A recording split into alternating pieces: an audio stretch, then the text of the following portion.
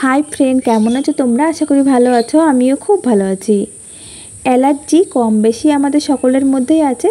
तो सेई एलार्जी थेके चिरतरे मुक्ति पाওয়ার জন্য आज आमि तोमादेर साथे शेयर करब एलार्जी किलार गुली। एटा तैरी करा खूबই सहज, एकदम प्राकृतिक उपाये आमि तैरी करेछि। तो चलो तोमादेर साथे शेयर करे निই।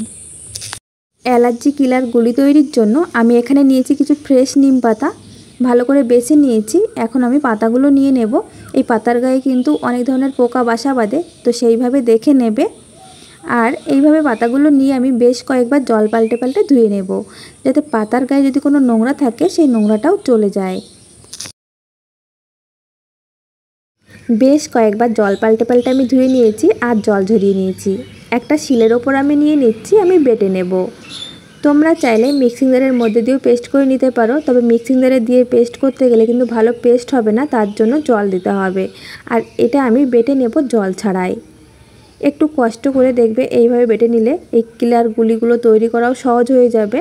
আর জল দিয়ে বাটতে গেলে কি হবে, গুলিগুলো তৈরি করতে অসুবিধা হবে, কারণ নরম হয়ে যাবে। আমি এইভাবে বেটে নিচ্ছি। তোমাদের কাছে যেটা সহজ মনে হয় তোমরা সেইভাবে বেটে নেবে। আমরা সকলেই জানি নিম পাতা আমাদের শরীরের জন্য কতটা উপকারী, আর এই নিম গাছ বাড়ির আশেপাশে খোঁজ নিলেই পেয়ে যাবে। কথা বলতে বলতে সব নিম পাতা আমি বেটে নিয়েছি। এখন দিয়ে দিচ্ছি হাফ চা চামচ মেথি, হাফ চা চামচ কালো জিরে আর কয়েক টুকরো কাঁচা হলুদ আমি বেটে নেব। কাঁচা হলুদ, মেথি, কালো জিরে আর নিম পাতা অ্যালার্জি নিরাময়ে ভীষণভাবে কাজ করে। শুধু অ্যালার্জি বলে না, বিভিন্ন ধরনের চুলকানি, শরীরের নানা ধরনের রোগ প্রতিরোধ করে।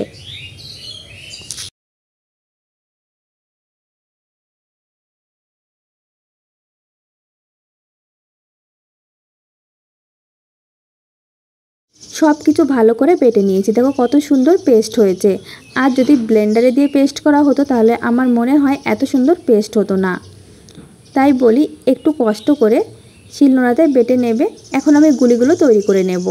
একটু ছোট ছোট করেই করতে হবে, যেহেতু এগুলো গিলে খেতে হবে, তার জন্য একটু ছোট করে আমি করে নিচ্ছি। তবে তোমাদের যেটা সুবিধা হয় গিলতে সেইভাবে করে নেবে। একই রকমভাবে আমি সবগুলো গুলি তৈরি করে নেব। একই রকমভাবে আমি সব গুলিগুলো রেডি করে নিয়েছি। এখন আমি রোদে দিয়ে দিচ্ছি।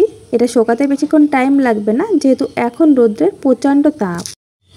আধা ঘন্টা রোদ্রে দিয়েছিলাম, দেখো তার মধ্যেই সুন্দরভাবে শুকিয়ে গেছে। ভালো করে রোদ্রে শুকিয়ে এয়ারটাইট বক্সে ভরে দীর্ঘদিন সংরক্ষণ করতে পারবে। আর খাবার নিয়মটা আমি বলে দিই, যাদের অ্যালার্জির পরিমাণটা অনেক বেশি তারা সকালবেলা খালি পেটে একটি করে আর রাত্রেবেলা খাবার আগে একটি করে খাবে। যাদের অ্যালার্জির পরিমাণটা কম তারা সকালবেলা খালি পেটে একটি করে খাবে। 3 মাস ধরে খাবে, দেখবে অ্যালার্জি অনেক কমে গেছে। আর যেসব খাবারে অ্যালার্জি হয় সেই খাবারগুলি 3 মাস খাবে না। আশা করি তোমাদের কাছে ভালো লেগেছে। ভালো লাগলে লাইক, কমেন্ট এবং শেয়ার করে দিও।